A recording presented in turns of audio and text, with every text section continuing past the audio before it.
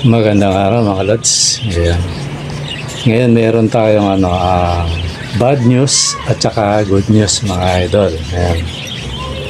Ayan. Tapos papakita natin na kung paano ko pakainin yung ating mga alaga. Ayan, gaya ng nakikita nyo sa ating palad mga lods. Let it, bang, bang. Magandang araw mga lods. Ayan. Medyo hindi maganda yung nangyari kahapon mga lods. Yung natin, yung good news pala, good news tsaka bad news. Pero yun natin yung good news mga lods. Ay yung bad news. Yung tiningnan ko pa yung kahapon ng hapon mga lods. Yung natirang yung sa African na pinaposter natin mga idol. Ngayon ito yung naging problema mga idol. Yung alaga natin na ayan, yung pinaposter natin, nakikita nyo. Naipit siya ng mga kasama niya.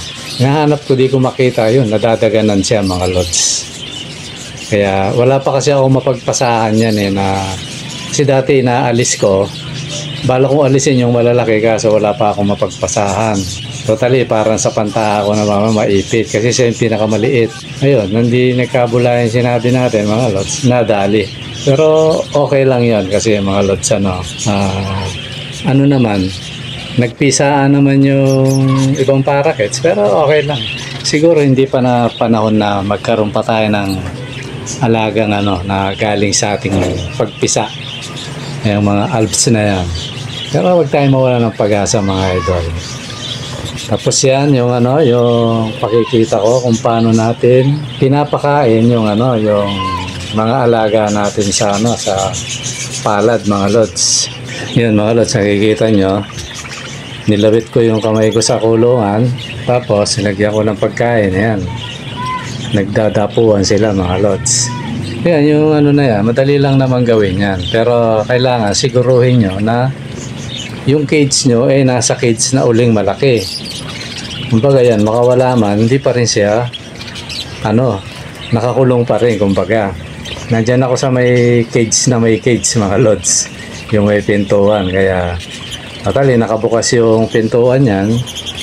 Kahit may nakalabas dyan, minsan pinababayaan ko lang kasi hindi naman agad yan maghahanap ng butas na masusuotan kasi nakikita niya yung mga kasama niya. At ang totoo niyan, minsan basta ibukas mo lang uli, babalik yun kasi may pagkain siyang nakikita.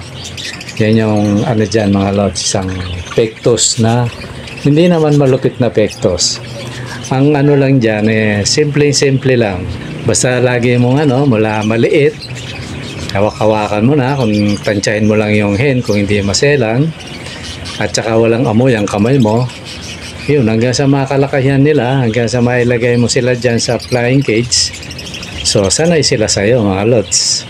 Tapos, lagi mong bigay yung gusto nila. O, ano yung gusto nila? Damo mga lods. Gulay, yan. Pag nakakita ng gulay yan, damo, nako. I love it, sabihin sa inyo. Mga lods, yeah. Baka yan yung minsan, kahit minsan yan, nawala yung kahit sa isang napisang inakay ng African lovebird. Pero okay lang, baka hindi pa panahon. Tapos yan naman, nagbibigay naman na kaaliwan sa atin mga lods. Yan yung satisfaction ng pag-aalaga ng mga ibon. Hindi sa yung nag-alaga na hindi niya, ang una hindi niya intended na negosyo. Kasi nagiging negosyo yan minsan mga lods Ako, personal, sabi ko nga sa inyo nung nakarang vlog, wala man ako intention magbenta. Ang intention ko dyan, pet. Alagain lang, kumbaga alaga. Diba meron kang libangan. Totally pandemic time yan kasi, mga time ng pandemic. So yan, nung dumami naibebenta natin. So parang big sa tinuturing na hanap buhay yung kinikita ng mga yan napupunta din sa kanila. Pero ayoko pa sabihin nyo kasi may maganda nang nangyari mga lods. Pero at saka na natin minsan walang bumibili kasi nauubos din mga idol. Nataon lang na nung isang araw, medyo maganda yung bigayan doon sa ginawa natin. Kaya yun, naka tayo, tapos libre pa. Yan, salamat kay brother, kabrad ko yun eh. Mabait siya. Binibigyan pa akong pamasahe mga lods, yun ang kagandahan doon. Sana lahat ng amo ganyan. Lahat ng nagpapatrabaho ganyan. Ay walang uuwing luha ang trabahador mga lods. Isa ka makakita. Although sa mga kabrad ko, mga kabrotherhood ko, normal sa amin yun.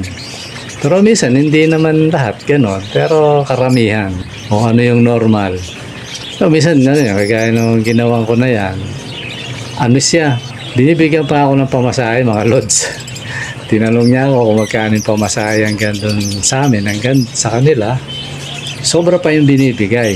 Tapos, maganda yung bigay niya sa akin. Lagpas 1K, mga idol, yan.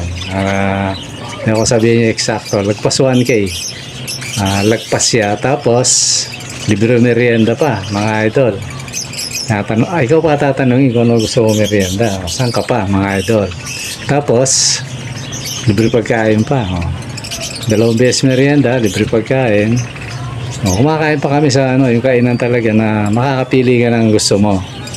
Kaya lang ako hindi man lods eh. Sabi nga kay brother hindi man ako sa bro, puro lang gulay, isda, yan. Halos ganun lang yung in-order ko kasi ayoko magkakain ng isang beses lang kami kumain ng may gata, nadali yun siyang mga lods eh. Kaya pag may trabaho, limitado yung kain ko. O kaya may pupuntahan ako na lugar na sa tingin ko mahirap mag-CR. Ay nako, hindi mo ako mapapakain ng marami. Panigurado, lilimitahan ko yung kain ko. Yan. Kaya yun mga lods, ibig sabihin may pondo yung natin kasi ako masaya na ako pag medyo kumikita ng ganon, kita tayo ng konti, pinaglalaanan ko yung mga alaga natin mga idol. Although lagi kong katulong dyan si Commander. Ayan. Kasi sa totoo kanya yan. Kaya yung gusto ko sana sabihin, kaya lang sabi ni Commander, huwag na. Sabi ko sige, tsaka na lang. Kasi kanya yan yung mga tinuturing kong kanya yan sa amin dalawa. Although sa kanya kasi siya talaga yung nagpabili niyan. Mahilig din kasi sa ibon niya si mahilig sa mga alagain niya si Commander. So yun, kaya yung magandang nangyari na yun, tsaka ako na lang kwento. Hindi naman para sa ating mahirap na yun, malaking bagay na yun. Pero sa mga mayaman sasabihin yun lang, masaya ka na, di ba siyempre tayo mahirap, mababaw ang kaligayahan. Kagaya ng nakikita nyo na yan, na pinapakain ko yung mga alaga natin, masaya na tayo dun, na masaya yung mga alaga natin. Yan, malakas malakas makatanggal ng stress. Kaya yung mga isipin natin sa buhay, kanina lang malungkot ako kasi pag ko, patay yung inaabangan nating pinapalaki, ilang linggo rin nating inabangan yan na mapisa. Tapos napisa, hindi nabot na lang magit isang buwan. Tapos isang araw na kanina nga isa na siyang malamig na bangkay, yung African na inakay. So nakakalungkot yun. Kaya lang dapat ang lungkot natin sandali lang, normal yan yung masaya naman yun, nagpisaan yung yan, siguro pakikita ko dyan sa habang nagsasalita ako. Namisahan na rin yung mga ibang na basal. Totally basal yun yan yung nakita nyo na nung nakaraan na na bimbangan sa perch. Tapos inano ko na kagad, nilagay ko na sila sa, inalis ko yung isa, yung mabagal mag-breed, sinalang ko yung yun. Ngayon nakita ko nakapisa na siyang isa. Tapos yung isa rin na namisa na rin yung nasa may mga kasamang yung may malaking cage. Tapos nadagdagan din yung pisa ng isa, kaya sabi ko di okay. So nakakatanggal din ng yun na sa indaling lungkot, medyo mahaba-habang saya, di ba Ganun lang ang pag-ibon mga idol na yan, kagaya niya nung nalungkot ako tapos nagpakain ako sa palad. Yun, tanggal ang ang sarap ng feeling yan mga idol. Kaya kung talagang hilig mo yung ano, na kung di mo rin lang ginagawang hanap buhay, ano, ayan o, yung pakiramdam niya, napakagaan ng pakiramdam mga idol, na ang alaga mo na masakit mangagat, eh dumadapo sa'yo na hindi ka kinakagat kahit hawakan mo mga lods. Totally, pinaghahawakan ko yan, ano, walang kagatang nangyari mga lods. Kaya yung sandaling lungkot ngayon, nahalin na ng saya mga idol. Ang ano lang naman, kagaya na sabi ko nung nakarang vlog, ang mga nai-stress lang naman dyan, yung ano, yung ginawa nilang hanap buhay, di ba, no? Kasi kagaya ng vlog ko dati nung matagal na rin, na dapat ang ano, ang mga alagain natin, ano man yan, kay ibon yan o kay aso yan, kay pusa, sa ibon tayo kasi ito yung ano natin, yan, mga kids, so, nadagdagan ng mga alps, ano mang ano niya na nag-alaga ka, ano yan eh, na inalagaan mo yan, dapat hindi dahil dun sa pagdating ng araw, kikita ako dito, gano'n. Kaya pag gano'n ang ano mo, kaisipan mo, nandun yung stress mga idol. May stress ka, panigurado yan. Kaya kung nagbabalak kayo na ano, na gano'n, eh, i-condition yung sarili nyo, dapat merong maganda dyan at saka pangit. Oh, doon tayo sa topic na gano'n, ano, ano yung mga gano'n, para at least ano kayo, kasi ito, real talk lang mga idol, sa totoo lang yan, huwag na tayong lumayo, yan, yung lahat ng nanonood dito na may ibon, ano, sa totoo lang, sa dami ng pinanood nyo, tapos nakikita nyo parang kumikita sila, di ba? Oh, real talk lang, nagnanasa rin kayo, di ba, no? Umamin lang tayo mga lods. Ako, una na akong umaamin nung nakita ko yan, although nung umpisa hindi ko iniisip yun nung umpisa, hindi ko iniisip yun. Kakapanood ko, sabi ko may kita rin pala to. May ibon na ako noon mga lods, nakabili na ako noon, pero wala pa rin yun.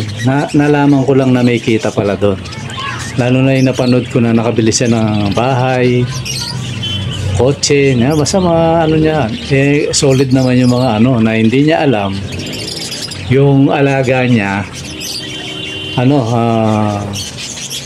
mamahalin palang ibon. Sa African yun napanood ko na yun. Ano na ako nun, meron na akong kits nun.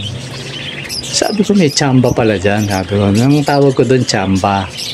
Nakaka-tsamba din pala kasi wala pa akong alam sa mga mutation yun. Akala ko, kusa lang lalabas ang ibon tapos mamahalin siya. Nakatsamba ka, ganun. Hindi pala ganun. Mutation pala tawag doon. Nung panahon na yun, na wala pa tayong knowledge sa ganun. Pero hindi ko na maintindihan kasi ang alaga ko noon parakeets. Ayun, African. Tapos ano, gustong-gusto ko rin magkaroon ng African noon. Ayun, pag-uwi ko sa Pampanga, yung pinaka pamangking ko yun, meron. Binigyan ako ng isang pares, mga lods. Tuntuan na ako noon kasi meron ako, kaya lang yung tuwa ko napalitan ng ano, parang natanggal ang tuwa ko. Hindi mahawakan mga lods. Hindi siya kagaya ng parakeets na maamo. Yung African, makita ka palang ano na, nagtatago na. Nako, sabi ko, hindi pala ano to. Yun ang pagka ano ko dati, yung hinuha ko. Napakailap pala na itong ibon na to. Sabi ko, parang hindi siya magandang alagaan.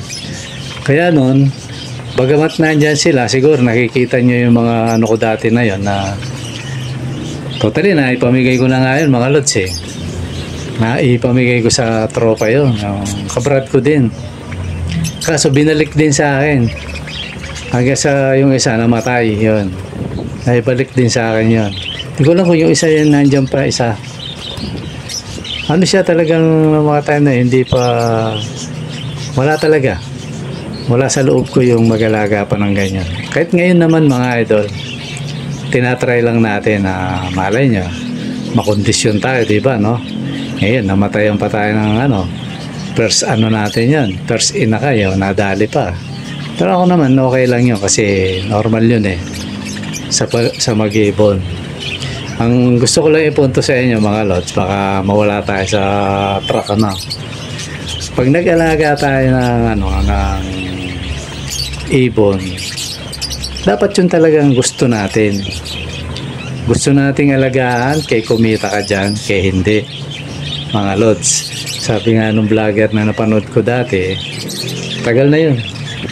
Hindi ko na matanda kung sino siya, na-recall ko lang yung video niya. Sa pag-aalaga, sabi niya ng mga yan sa parakeet siya. Ano yan, huwag mo yung munang intindihin yung kita, nag-aalaga ka, i-enjoy mo, sabi niya. Na yun din naman ang sinasabi ko sa inyo. I-enjoy mo, sabi niya. Kasi ang kita, sabi niya, kung saan darating yan. Iba, totally, naitawid ko na sa inyo yun eh. Kung saan darating. O yun, tama yun. Kasi nangyari sa akin yun, mga lods. Dati, puro gastos ako. Sabi nga ng misis ko dati, dati pag tinignan ko yung pitaka mo, sabi niya, mas marami pang laman kaysa sa pitaka ko.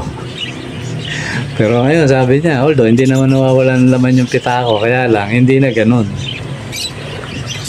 Bakit hindi na ganun? Sabihin kumonte. Noong mga una, talagang napapagastos talaga ako dyan kasi gustong gusto ko siyang alaga eh. Panay gawa ko ng cage. Pag medyo naluma ng konti, sisirain ko na yun, gawa na naman. Yan, nakita nyo siguro yun. Tingnan nyo mga lumang video ko eh. Iba-iba na yung mga cage ko, mga lots. Diba, no?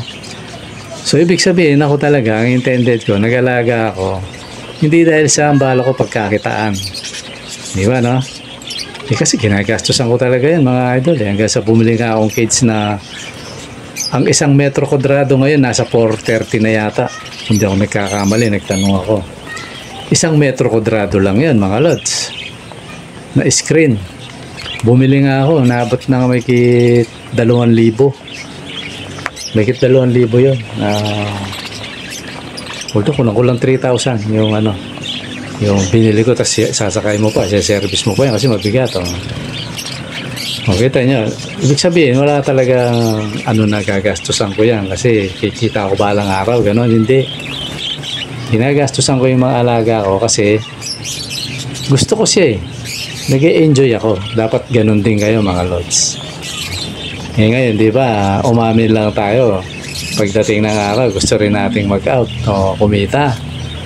Ito yung maipapayo ko, mga lods. Kasi ako, nangyayari na sa akin yan. Darating din yan, mga lods. Darating din sa inyo yan. Na isang araw, may lalapit na rin sa'yo, may tatawag na rin, may kukontak na rin, na mag-aabil na rin. Ganun yun. Diba, no? Pero, ito yung pakatandaan nyo, mga lods. Huwag na huwag nyong gagawin yung mga na-encounter ko. Kasi meron ako mga na-encounter na kunwari, magtatanong sa'yo, pero ang target niya, alamin ang presyo mo. Kung alamin niya yung diskarte mo, tapos nung pala, nangaagaw siya. Yun yung tinatawag ko ng mga fishermen. Ba't ko alam? Sinusundan ko sa channel nila eh. Tsaka, yung mga tira nila kasi may mga content din sila eh. So, nalalaman ko yun. Kaya, ako naman, wala naman sa akin yun. Alam niyo kung ano yung katwiran ko? Kung talagang gusto ng tao sa akin bumili, wala naman kayong magagawa eh. Hindi pa ganun, O kaya, parang medyo nadadali ka sa ganun. Gaya ng sabi ko nung nakarang vlog, mag-adjust ka, gawa ka ng diskarte. Ako, nalaman ko yan eh. Binabaan mo o tinapatan ko. Sige, sabi ko, pababaan tayo ng presyo. Diba, no? Di sila tumagal.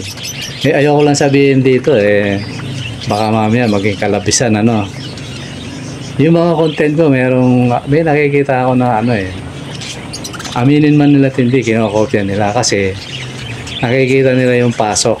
Kina-counter nila. Pero sa akin, hindi naman tayo nakikipagkompetensya, mga idol. Basta ako, nag-vlog ako, nag-aalaga ako ng ibon. Di ba, no? Kay kumita at kay hindi. Di ba, no? Yan, tuloy lang ako. Nakikita ko kasi yan kasi ako, kumbaga sa nagsosurvey ako dyan sa mga ganyan. Okay lang yan. Maganda nga yan para marami magkaroon ng ibon Di ba, no? Kung talagang gagayahin nyo yung estilo ko, hindi bugos lang yung ginagawa nila, ano. Dadami yung merong ibon. Ako, tuloy-tuloy lang dito. Ngayon pa, sabi nga, ano na, kumbaga, kabisado ko na yung, kahit papano, ano, hindi naman natin master. Nakabisado na natin kahit papano, kung paano mag-alaga ng ibon. Kaya, napakadali na sa akin mamigay ng ibon, mag-out ng ibon. Diba, no? Kasi, alam na natin ang mga pektusan, tsaka hindi na tayo tinatablan ng inip. Hindi na tayo naiinip sa pag-aalaga, kung mga pagpisa, hindi na. Ako nga, papunta na ako sa pa-control, mga kasi nag-control na ako kasi dati nung may napanood ako na kailangan mo kontrolin, sabi niya, sa isip-isip ko sarap-sarap magparami ng ba't mo ko kontrolin? Nung naranasan ko, isa na rin ako, mga lods, na nakakontrol. Di ba, no? Ganun yun. Ngayon, ako naman, wala akong inaalis. Ang ginagawa ko, sabi ko, bakit ba? Pag talagang hindi ko na kaya, di benta ko ng mas mababa. Patulang ko yung mga nagte-text sa akin na, sabi niya, Lods, 120, 130, papatulang ko yun. Kahit hanggang 100 nga, pag talagang gusto ko talagang ilabas yung mga yan, ganun lang ang diskarte, mga Lods. Alisin mo yung, nanghihinayang ka na ibenta ng ganito, ganyan. Tapos, ang gawin mo, mag-quit ka, iyaano mo na lang, alam mo yung kasama kids, kasama inaka, maraming ganyan ayun lang, yun ang masakit sa parte ng pag-ibon, pag ganyan na yung estilo. Yun siguro, pwede mong gawin kung talagang magiging busy ka. Kagaya nung pinapanood ko dati na vlogger, ngayon nasa abroad na. Hindi niya totally iniwan yung pag-iibon niya. Siguro yung misis niya yung nag-aalaga, pero nagtira ng konti lang. Tapos nag-abroad, kailangan daw sa pamilya. Yun, mga ganun, yun, may reasonable yun. Total, hindi na, tinitingnan ko yung channel niya. Napakabihira na niyang mag-vlog, tsaka hindi na sa ibon. Diba, no? Yun, mga ganun na dahilan, pwede yun. Sobra ka ng busy, sobra na sa, na-busy ka na ng todo, kaya may kailangan kang asikasuhin. Pero yung, ang dahilan dahil sa vlogger, di ba, yung mga ganon, dahil sa ganito, kung sino-sino na sinisisi, mali na yun, mga idol. Isa lang ibig sabihin nun, hindi ka tunay na mag-iibon pag ganyan. Alam mo yun, napakadali mo sumuko. Ibig sabihin, kumbaga sa tawa, may tumawa, nakitawa ka lang, yan. Hindi ka talaga masaya. Nakikitawa ka lang. Iba yung kasi yung tumatawa na masaya kasi nakikitawa lang So, ibig sabihin, hindi ka tunay na masaya doon. Kumbaga sa pag-iibon. Kaya, mga lods, yan, lagi kong sinasabi. Kung gusto mong tumagal sa pag-iibon, dapat talagang mag-iibon ka. Hilig mo yung pag-iibon. Meron nga akong nakita hindi ko alam kung baka mamaya maka-copyright. Although, nakasubscribe naman ako doon. Tapos sa Facebook ko siya dinownload. Nakita ko yung mga inaalagaan kong ibon dati. Nung maliit ako. Binlag niya nasa probinsya yun Binlag niya. Sabi ko, ano kaya to? Para i-download ko, i-comment ko. Siguro ganun. Para hindi ako tapos banggitin ko na lang yung niya, yung kung saan ko siya magpasantabi na lang ako sa kanya. Naman niya ako, subscriber ako doon matagal niya akong subscriber. So ganun siguro, pakikita ko sa mga di ako sigurado kung kailan, basta naka-download siya. Yun yung mga inaalagaan kong ibon dati, mga lods. Minsan itatapik ko yan nung ako'y bata pa, kung ano-ano mga ibon ng mga inaalagaan ko, mga idol. So ako, masasabi ko sa sarili ko, mahilig talaga ako sa ibon, sa mga pet. Totally kulang nga yun. Tama, gusto ko pang maglagay ng cage. Wala nang paglagyan, mga lods. Diba? Bagamat yan, mabigat sa patuka. Alam nyo ba kung bakit? Sabi nung pinagbibilang ko, sabi niya sa akin, Kuya, sabi niya, ang dami mo sigurong alagang ibon Sabi niya, linggo-linggo bumibili ka ng patoka. Oh, imagine niyo yun. Ang binibili kong patoka mga lods, iba-iba. Iba-ibang kilo. Minsan 5 kilos. Minsan 6 kilos. Minsan 7 kilos. Minsan 10 kilos. Pero linggo-linggo yun mga idol. Linggo-linggo. Pag bumili ako ng sobra, ibig sabihin may ginagawa ako nun. O kaya, iniiwasan ko mas short ako na sa mga susunod may mawalan man ako, at least may pagkaan na yung mga alaga ko. Napansin ng yun, tinanong niya ako Sabi yun, dahil mo siguro alaga. Sabi niya, kasi linggo-linggo kang bumibili. Siguro lumagpas man, mga 1 araw, 2 araw. Yun, bibili na naman ako. Minsan kahit meron pa, nasa 1/4 pa yun, bumibili na ako. Ganun ang ko mga idol. Kasi, kaya ako kayang gawin yung mga lods. Wala naman tayong bisyo. Yan. Kaya dahil sa wala tayong bisyo, ngayon, nung 1 araw, tinanong ko si Commander. Sinabi niya yung gusto niya. Ayun, tsaka ako nasasabihin sa iyo, mga lods. Tsaka ako nasasabihin kasi baka maging kalabisan niya, baka sabihin ayaw nga ba sa pa-content ni Commander yun Pero ako, gusto ko siya i-content bakit? Pera ko naman yun, di ba, Ganun lang naman yun, mga idol. Kaya kayo, huwag kayo mawawala ng pag-asa. Bagamat may trabaho kayo, nag-iibon kayo, di ba? O nasusuplayan mo. Ngayon, paano kung dumating na yung panahon na may mga market na yung ibon mo? O di may trabaho ka na, may inaasahan ka pa na pampatoka sa mga alaga mo, di ba, Ganun lang yun, mga idol. Kaya tayo, yung nakikita nyo kanina na nilabas ko yung kamay, pinasok ko yung kamay ko, tapos pinapakain. Ayun, masarap sa pakiramdam yun sa isang mag-iibon, mga lods. Hindi yung iniisip mo marami kayo, kumita tayo. Patay tayo doon, mga idol. Kaya pag walang kita, ayun, buryong na. Di ba, Sana sa atin, ito, sa channel na to, yung mga nanonood, sana maging sa inyo to, parang, motivation, yan. Kapag dumarating yung ganyan, huwag yung isipin yung kita. Kung talaga mag-iibon ka, ngayon, kung hindi ka talaga mag-iibon, hindi ka tatagal, lods. Kaya ganun lang yan, mga idol. Kaya, ayun, mga lods, hindi ko natuloy nasabi sa una yung raffle natin. Pwede na kayong sumali, mga idol, kung gusto nyo. Bagamat sa susunod na linggo pa ang talagang entry natin, pero pwede na kasi may sumali na si Vincent Benyarao. Yan, totally siya yung tinutukoy ko, mga lods, na kung matatapos itong video na to, malalaman nyo, siya yung tinutukoy ko na bibigyan ko pagpunta sa Maynila. Siya yun, kasi napakasipag niya tumaya, mga lods. Napakasipag niya komento, nag-entry na naman, mga idol.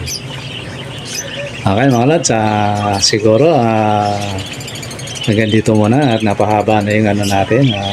Muli, pasensya na kayo kung may nasadya kong konting mali, kasi normal yan sa pagbablog, mga lods.